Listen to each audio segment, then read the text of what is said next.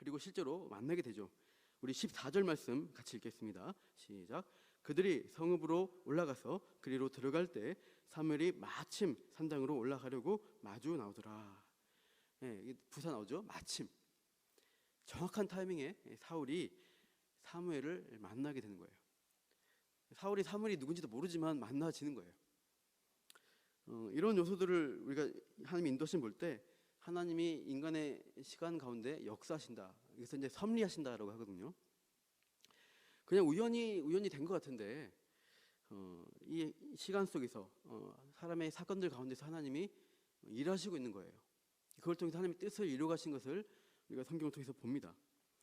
그러니까 우리가 그냥 어떤 일들이 우리 가운데 일어나잖아요. 근데 그것들이 하나님의 관점에서는 하나님이 계획하고 일하고 있다는 것, 뭔가 우리 안에서 우리의 사건 가운데서 주관하신다는 것을 우리가 인정할 수가 있어야 합니다.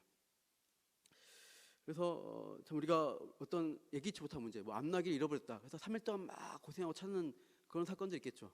그러나 그 가운데서도 하나님이 나를 인도하신다, 어디론가 이끄신다, 이런 것들을 하나님의 인도하심을, 그 섭리하심을 우리가 바라보고 기다릴 수 있어야 할 것입니다. 그래서 우리가 하나님의 정확한 타이밍에 그 자리로 인도해 가시는 거예요. 그리고 실질적으로 이 왕을 세워야 할 이 사무엘에게 하나님이 미리 분명하게 이 일에 대해서 계시를 해주십니다. 15절에서 17절이 하나님이 사무엘에게 직접 알려주신 내용이라 할 수 있죠. 15절 보시면 사울이 오기 전날입니다. 그날에 여호와께서 사무엘에게 알게 하시는 거죠. 16절 보시면 내일 이맘때에 내가 베냐민 땅에서 한 사람을 내게로 보내리니 라고 합니다. 그래서 25절 보시면 이 25절 이후에 제사 후 제물을 나눠 먹는 이제 객실에서 식사를 하게 되죠. 그리고 나서 이제 사무엘이 사울과 식사하고 밤에 25절에 사울과 담화합니다. 지붕 아래서. 그리고 26절 보니까 일찍 동틀 때 일어나서 사울을 떠나 보내게 되죠. 그걸 봐서는 이맘때, 내일 이맘때라는 이 16절의 말은 저녁 가까운 시간입니다. 내일 이맘때 저녁 가까운 시간에, 그러니까 하나님은 하루 전날 저녁쯤에 아직 라마에 가기 전에 사무엘에게 베냐민 땅에서 찾아올 사울에 대해서 미리 알려주신 거예요. 그리고 그가 바로 백성들이 요구한 대로 세울 왕이다라는 것을 사울에게 말씀하셨습니다. 그래서 16절, 17절에서 사울이 사울을 왕으로 세우시겠다는 이 계시를 사무엘에게 분명히 주시는데요. 여기서 우리가 왕정을 세우시려고 하는 하나님의 뜻에 대해서 알 수 있습니다. 먼저 우리가 16절 말씀 다 같이 16절 읽겠습니다. 시작. 사람을 내게로 보내리니 너는 그에게 기름을 부어 내 백성 이스라엘의 지도자로 삼으라. 그가 내 백성을 블레셋 사람들의 손에서 구원하리라. 내 백성의 부르짖음이 내게 상달되었으므로 내가 그들을 돌보노라 하셨더니. PPT가 안 나오네요. 네, 여기 보시면은 잘 보시면 내 백성, 또 내 백성 몇 번 넣어죠? 세 번 넣어죠. 17절 마지막에도 내 백성을 다스리라 해서 내 백성이라는 단어가 4번 나옵니다. 하나님이 반복해서 내 백성이라고 하시면서 하나님이 왕을 세우는 목적은 하나님 백성을 위한 것이다는 것을 의도를 드러내시고 있죠. 그 하나님 뜻을 볼 수가 있습니다. 우리가 비교해 볼 것은 여기서 백성들이 왕을 요구할 때 의도가 또 있어요. 우리 8장 19절 20절 찾아보십시오. 8장 사무엘상 8장 19절 20절 8장 19절 20절 2절 같이 한번 읽어보겠습니다. 시작. 백성이 사무엘의 말 듣기를 거절하여 이르되 아니로소이다. 우리도 우리 왕이 있어야 하리니 우리도 다른 나라들 같이 되어 우리의 왕이 우리를 다스리며 우리 앞에 나가서 우리의 싸움을 싸워야 할 것이니다 하는지라. 자, 방금 읽으신 대로 가장 많이 나오는 단어가 뭐예요? 우리 그죠? 제가 프린트물에 6번이라 했는데 다시 세보니까 7번입니다. 바꾸십시오. 7번 3번 아래 7번 동안 우리의 왕, 우리도, 우리의 이렇게 막 엄청 우리를 강조해요. 그러니까 백성이 왕정을 요구한 그들의 의도는 인간 중심입니다. 나를 만족시키고 나를 평안하고 부유하게 할 수 있는 강력한 나를 위한 왕을 세워달라. 이게 그들의 근본 동기예요. 자기 중심성이란 죄성으로 왕을 요구하고 있는 이 백성의 마음의 동기를 우리가 볼 수가 있습니다.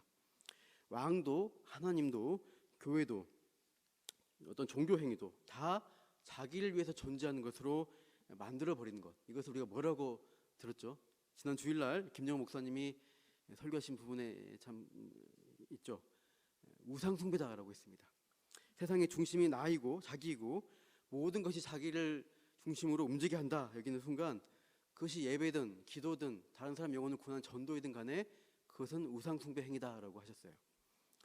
그래서 하나님 백성이나 하나님이나 둘 다 왕정 세우기를 요구했지만, 원하셨지만 그 의도와 내용이 매우 다른 것입니다. 하나님은 백성이 요구한 왕정을 기뻐하지 않습니다. 그들의 죄성으로 요구한 것이기 때문이에요. 그러면 하나님이 원하신 왕정, 하나님이 기뻐하신 왕정의 목적, 그것은 무엇일까요? 아까 본문 우리 9장의 16, 17절을 보신 대로 내 백성을 위한 왕을 세울 것을 기뻐하십니다. 하나님 백성을 하나님의 뜻대로 잘 다스릴 수 있는, 하나님 마음에 합한 왕이 나타나기를 하나님은 고대하시고 있어요. 그런 왕이 오겠습니까? 이 사울 다음에 있는 다윗이 그 왕이죠. 그러나 아직은 이 백성의 요구대로, 그들이 요구한 수준으로 겉보기에 뛰어난, 외모적으로 뛰어난 왕감인 사울을 먼저 왕에 오르게 하십니다. 하나님은 사무엘에게 이 사울을 왕으로 삼지만 또 정말 하나님 원하시는 왕이 할 역할, 두 가지 사명을 알려주시고 있죠. 첫째는 16절 하반절 보시면 그가 내 백성을 블레셋 사람들의 손에서 구원하리라, 이렇게 그가 할 일을 알려주시고, 두 번째는 17절 보시면 마지막에 이가 내 백성을 다스리리라. 두 가지 사명입니다. 첫 번째는 구원자로서의 역할, 사명이 있고요. 두 번째는 통치자로서의 역할이 있습니다. 대외적으로는 이방 민족, 특히 강력한 철기 무기를 가지고 있는 이 블레셋의 손에서 하나님 백성들을 구원해내는 구원자로서의 사명을 왕이 감당하라는 것입니다. 이방 민족이 지배받고 있으면 하나님 백성으로서 살 수가 없어요. 이방 블레셋 민족의 우상 숭배에 빠지든지 그들의 문화의 영향을 받을 수밖에 없습니다. 다른 이민족의 우상 숭배 영향을 받을 수밖에 없고 강요받는 것입니다. 예전에 이제 애굽에 있을 때, 노예 상태에 있을 때 계속 애굽의 신의 영향을 받을 수밖에 없었잖아요. 그런 것처럼 이방 문화와 영향을 받지 않기 위해서는 그들로부터 구원해내는 일들이 필요합니다. 그래서 블레셋과 같은 적대 세력으로부터 백성들을 군사적 지도자로서 왕은 구원해내야 했던 것이죠. 한편 대내적으로 왕은 이 하나님 백성들을 공의롭게 잘 다스리는 사명이 주어졌습니다. 이 다스린다는 것은 왕 마음대로 다스린다 이런 표현이 아니에요. 왕 자신의 백성을 만들면 안 됩니다. 이 백성을 하나님 백성의 정체성을 갖도록 다스려야 돼요. 교회가 보면은 어떤 목사님이 내 성도인 것처럼 이렇게 막 하는 경우 많잖아요. 잘못된 다스림입니다. 그리스도의 양떼로 이렇게 이끌어가는 것이 바른 어떤 목회 방침이라고 할 수 있죠. 그런 왕이 하나님 백성으로 정체성을 갖도록 다스리는 그런 왕으로서 통치해야 되는 것인데, 그러기 위해서는 하나님 뜻대로 다스리는 법을 왕도 계속 배워야 돼요. 어디서 배워야 될까요? 하나님 말씀에서 배우는 것입니다. 이게 있나요? 이제 신명기 17장 18절 19절 한번 같이 읽겠습니다. 시작.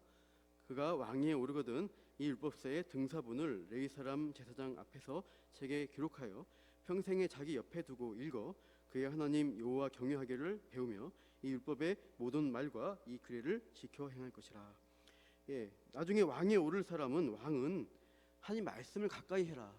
그 말씀을 묵상하고 배움으로써 어떻게 해야 돼요? 하나님 경외한 것을 먼저 자기가 배우고 실천하면서 백성들을 그렇게 말씀을 가까이 실천하며 살도록 하나님 백성으로 만들어가는 것입니다. 그게 바른 통치입니다. 우리는 이런 왕의 사명을 온전히 수행한 왕의 전형, 그 완전한 왕이신 분을 잘 알고 있습니다. 바로 그리스도가 우리의 진정 왕이시죠. 블레셋이라는 세력, 이것은 어떻게 해요? 끊임없이 우리를 노예로 만들고자 하고 이스라엘 백성을 죽이거나 노예로 만드는 세력입니다. 세상적 힘과 권세를 가지고 있는 자들이에요. 그들은 죄와 사망의 권세를 가진 어둠의 세력과 유사한 것입니다. 같은 것입니다. 이 어둠의 세력부터 우리를 구원해내신 분이 바로 예수 그리스도이시죠. 마태복음 1장 21절 읽어보시죠. 시작. 아들을 낳으리니 이름을 예수라 하라. 이는 그가 자기 백성을 그들의 죄에서 구원할 자이심이라 하니라. 자기 백성을 나오죠. 자기 백성을 오늘 본문에서는 하나님이 내 백성이라고 하는 그 백성들입니다. 이 하나님 백성을 죄로부터 구원하실 그 분이 왕이 이 예수님이시다, 아기 예수님이시다라고 천사가 전해주고 있습니다. 그리고 예수님은 성장하셔서 공생을 하실 때 자기 백성이 처한 상황과 현실을 그 처지를 보시고 상황 파악을 하셨어요. 마태복음 9장 35절 36절 읽겠습니다. 예수께서 모든 도시와 마을에 두루 다니사 그들의 회당에서 가르치시며 천국 복음을 전파하시며 모든 병과 모든 약한 것을 고치시니라. 무리를 보시고 불쌍히 여기시니 그들이 목자 없는 양과 같이 고생하며 기진함이라. 고생하는 무리를 봤어요. 당시 유대인들은 로마의 노예 상태, 속국 상태라는 정치적 현실에 있었습니다. 그런데 예수님이 보신 것은 그 정치적 상황이 아니라 본질적으로 이 내 백성들이 죄의 노예다 인 것을 보셨어요. 죄의 상태, 병에 약한 것에 눌려 있고 목자 없어서 유리방황하고 있는 상태. 그러다가 사탄의 사망 권세 아래 끝이 나는 비참한 인생인 것을 하나님이 예수님이 보시고 어떻게 해요? 불쌍히 여기셨어요. 외면치 않고 그 백성을, 자기 백성을 분명히 보셨습니다. 그래서 예수님은 구원자로서 이 죄와 사망의 권세와 싸우신 것입니다. 그래서 어떻게 하셨습니까? 최종적으로 십자가에서 우리 죄인 대신 죽으셨고 부활 승리하셔서 믿는 우리를 죄와 사망의 권세, 즉 사탄의 권세에서 해방시켜 주셨던 것이죠. 구원자이십니다. 그런 다음에 우리 이 하나님 나라 백성으로 우리를 불러주셨습니다. 그리고 하나님 나라 백성의 가치관을 가지고 살 수 있도록 통치하시는 분으로 우리 안에, 우리 마음속에 계십니다. 로마서 5장 17절 말씀 읽겠습니다. 한 사람의 범죄로 말미암아 사망이 그 한 사람을 통하여 왕노릇하였은즉 더욱 은혜와 의의 선물을 넘치게 받는 자들은 한 번 예수 그리스도를 통하여 생명 안에서 왕노릇하리로다. 그리스도가 우리 안에서 왕으로 통치하심으로써 우리가 뭘 누립니까? 은혜와 의의 선물을 넘치게 받는 것입니다. 그래서 예수님과 함께 우리가 왕으로서 통치자로서의 하나님 나라 백성, 하나님 나라의 주권자로서 살아가도록 하신 것입니다. 로마서 14장 17절도 같이 읽겠습니다.